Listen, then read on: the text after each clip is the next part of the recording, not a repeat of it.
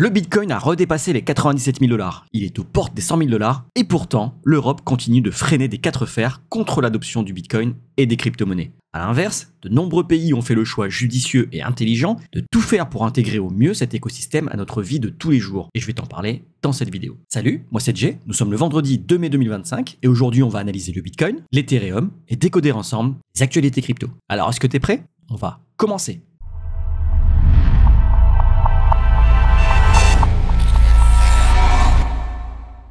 Et j'en profite pour te rappeler que si mes vidéos te sont utiles, dis-le moi en commentaire, lâche un like, abonne-toi et active la cloche pour ne rien rater des prochaines actualités crypto. Et on commence tout de suite par une vue d'ensemble du marché qui est encore relativement vert. Ça fait quelques jours que c'est vert, mais c'est vrai que sur la journée d'hier, on a cassé le range de consolidation. Regardez le Bitcoin, on était en train de consolider et hier, on a cassé à la hausse. Et alors ça se voit sur l'indice de la peur et de la cupidité puisqu'on est passé de 51 à 55, toujours dans le neutre. Bientôt dans la cupidité, parce qu'à partir de 60, on rentre dans le territoire de la cupidité, attention. C'est là que les gens vont commencer à se réveiller, c'est là qu'on va voir que le Bitcoin va passer à la télé, et c'est là que les gens vont FOMO. FOMO, je le rappelle, c'est Fear of Missing Out, la peur de rater une opportunité. Faites attention, c'est très humain, et si vous n'êtes pas positionné, vous allez très certainement le ressentir. Vous allez voir le Bitcoin monter, et vous vous direz « Ah zut, pourquoi j'ai pas acheté quand c'est descendu à 75 000 $? Maintenant il a 100 000 $.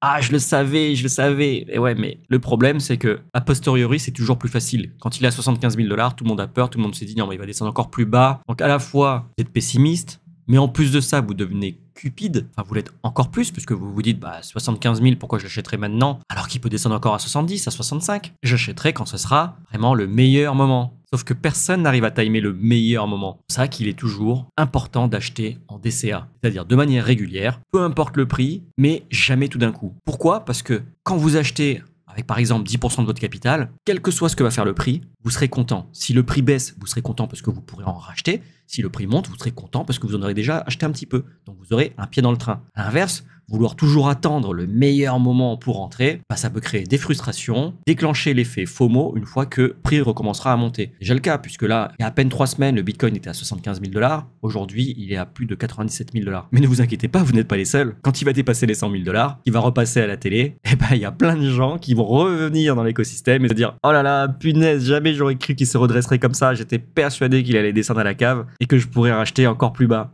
Et non, il est reparti à la hausse. Alors gardez bien la tête froide sur les prochains jours. Soit vous adoptez une stratégie de DCA, c'est-à-dire vous achetez un petit peu de manière régulière, peut-être toutes les semaines, peut-être tous les mois, ça va dépendre de vos finances, ça va dépendre de votre stratégie à vous. Dans tous les cas, n'achetez pas sous l'effet du FOMO. Jamais le bon moment pour acheter. Et si vous voulez vraiment optimiser vos entrées et vos sorties, il y a un indicateur qui ne trompe pas, c'est celui que vous avez sous les yeux, l'indice de la peur et de la cupidité. Et on conseille toujours d'acheter dans la peur, c'est-à-dire quand l'indice est dans le rouge là, et de revendre quand l'indice est dans le vert. Il y aura des moments encore plus parfaits pour acheter ou pour vendre. Si vous achetez dans la peur et que vous revendez dans la cupidité, vous ne pouvez être que gagnant. Alors aujourd'hui, on est dans la neutralité. Qu'est-ce qu'il faut faire? J'ai envie de dire qu'il est un petit peu tard maintenant, que si vous suivez les vidéos tous les jours, ça fait plusieurs semaines, voire plusieurs mois que je vous dis d'acheter dans la peur. Aujourd'hui que nous sommes dans la neutralité, pas forcément le bon moment d'acheter. Évidemment, le Bitcoin peut continuer à monter, mais moi j'aurais racheté après une correction. Et on passe tout de suite sur les news. On voit que Donald Trump affirme que son secrétaire au Trésor, Scott Bessent, est actuellement en discussion pour négocier de nouveaux accords commerciaux avec 200 pays à travers le monde. Trop balèze ce Donald Trump, il y a 195 pays dans le monde, mais lui, gouvernement, arrive à négocier avec 200 pays. Ah, je déconne. C'est juste pour souligner le fait que Donald Trump est toujours dans l'exagération. Mais effectivement, depuis qu'il a annoncé sa guerre des tarifs là, le 2 avril, beaucoup de pays se sont mis à la table des négociations et on a pu le constater, les marchés reprennent confiance. Alors, news suivante, le 5 mai prochain, lundi, on attend un rapport clé sur la réserve stratégique de Bitcoin des États-Unis. Parce qu'effectivement, Donald Trump a signé un décret pour qu'il y ait une réserve stratégique de Bitcoin. En revanche, il est prévu qu'elle soit constituée uniquement avec des Bitcoins qui ont été saisis lors d'affaires criminelles. Ils en détiennent actuellement 200 000. Donald Trump a également précisé qu'ils allaient chercher un moyen pour acquérir plus de Bitcoin. En revanche, il faut que ce soit neutre pour le budget américain. C'est-à-dire que ça ne doit pas être pris sur les fonds, sur les impôts des Américains. Et donc c'est ce que ce rapport doit préciser lundi. Comment acquérir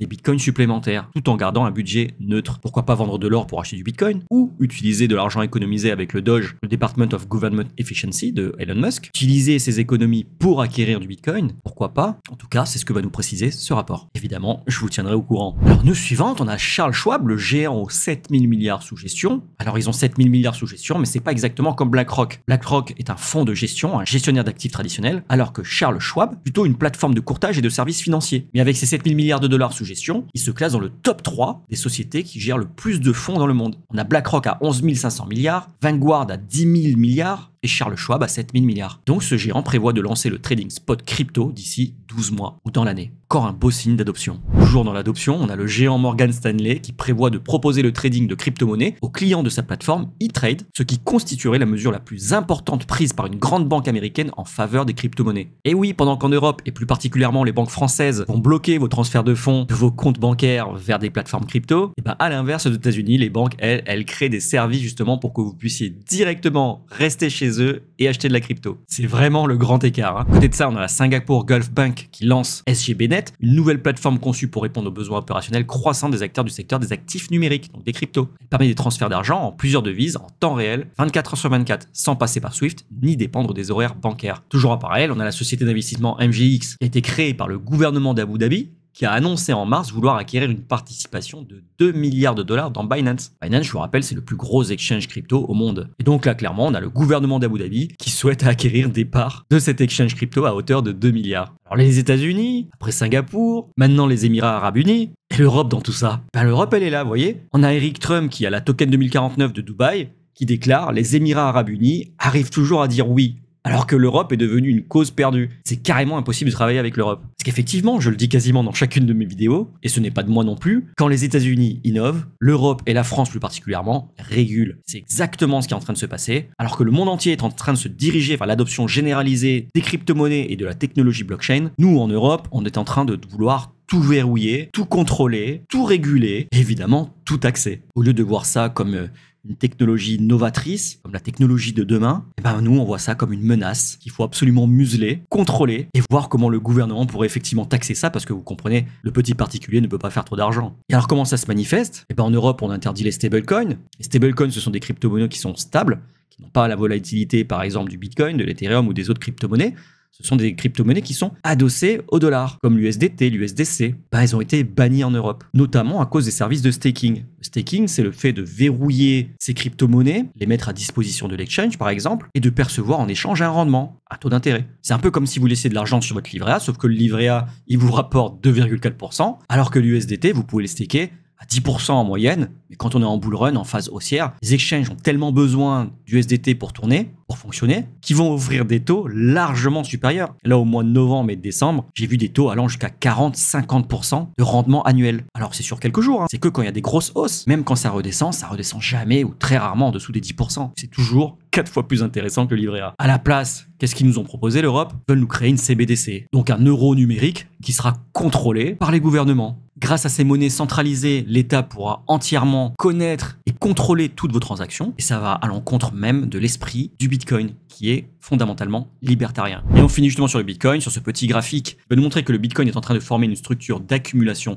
similaire au schéma précédent des rallyes passés, avec une activité accrue des détenteurs à court terme qui, historiquement, a précédé des mouvements de prix significatifs selon une analyse de CryptoQuant. Vous voyez ce petit haut là, généralement il est suivi d'une grosse hausse. Ça a été le cas ici en octobre 2024, mais également ici en décembre 2023. Là, c'était le pump post-annonce des ETF, et là, c'était le pump post-élection américaine. Bon, moi, quand je vois ce graphique, je me dis que ça veut aussi rien dire, parce que là, par exemple, on voit qu'on a eu un petit pump, mais derrière, rien du tout. Pourquoi cette fois-ci, là, ça voudrait dire qu'on monterait ? Je pense que ça va monter, effectivement. Est-ce que ça a un rapport avec ce graphique ? Je suis pas persuadé. Et on termine les news par les inflows et les outflows sur les ETF Bitcoin et Ethereum. Hier, le 1er mai, il y a 422 millions de dollars qui sont rentrés sur les ETF Bitcoin et 6,5 millions de dollars qui sont rentrés sur les ETF Ethereum. Ce qui porte à la semaine à 1,13 milliard de dollars qui sont rentrés sur les ETF Bitcoin et 86,7 millions de dollars qui sont rentrés sur les ETF Ethereum. Et c'était tout pour les news. On passe tout de suite au calendrier économique. Aujourd'hui, nous avons le salaire horaire moyen, les créations d'emplois dans le secteur non agricole et le taux de chômage. Pas grand-chose d'important. Les vraies news, c'était avant-hier, le PCE Core. Les chiffres sont pas très bons. Et pourtant, on a un Bitcoin qui continuait de monter, qui s'est même pas effondré. Mais c'est le cas également du SP500, parce que là, vous voyez, quand on le regarde en daily, c'est-à-dire que chaque bougie représente une journée, on voit que ça fait 1, 2, 3, 4, 5, 6, 7, 8, quasiment 8 jours, on est en train de monter. Pareil sur le Nasdaq. Finalement, je pense que les marchés, tellement eu peur avec cette guerre des tarifs, là, c'était ici, sur le bottom, là, que finalement, c'est pas des chiffres un petit peu mauvais, un petit peu moins bons que prévu, qui vont les faire chuter maintenant. La confiance est revenue, et on est reparti direction le nord. D'ailleurs, quand on revient sur Bitcoin, qu'est-ce qu'on voit ? On voit qu'on a eu une première impulsion, qu'on a bien consolidé, que maintenant on est de nouveau parti en direction grosse poche de liquidité aux alentours des 100 000 $. Aujourd'hui, on est aux alentours de 97 000 $ et il n'y a que 3 000 $ à aller chercher de plus pour commencer à piocher dans cette grosse poche de liquidité. Alors, est-ce qu'il y aura le même effet qu'ici, c'est-à-dire une belle cascade de liquidation? C'est possible. Hier, je regardais justement sur Coinalyze l'open interest et les fundings et pendant toutes les montées, tout le monde est en train de shorter. Donc tout le monde est en train de parier à la baisse. Et plus les gens parient à la baisse, plus quand ils se font sortir, c'est-à-dire quand ils doivent fermer leur position, soit parce qu'ils se sont fait liquider, soit parce que ça a touché leur stop loss, et ben ça occasionne un achat. Parce qu'ils ont parié à la baisse, donc ils ont vendu le marché, clôturé leur position, ils doivent racheter leur position. Un rachat, ça contribue à accélérer la hausse. Donc cascade de liquidation. Est-ce que ce sera le cas ici? Pas persuadé, parce qu'il y a beaucoup de gens qui l'attendent, et donc il y a beaucoup de baleines qui sont positionnées ici avec des ordres à la vente pour prendre des profits. Mais on sait jamais, wait and see. Et c'était tout pour aujourd'hui, j'espère que cette vidéo t'a plu. Si c'est le cas, dis-le moi en commentaire, lâche un like, abonne-toi et active la cloche pour ne rien rater des prochaines actualités crypto. Allez, cheers!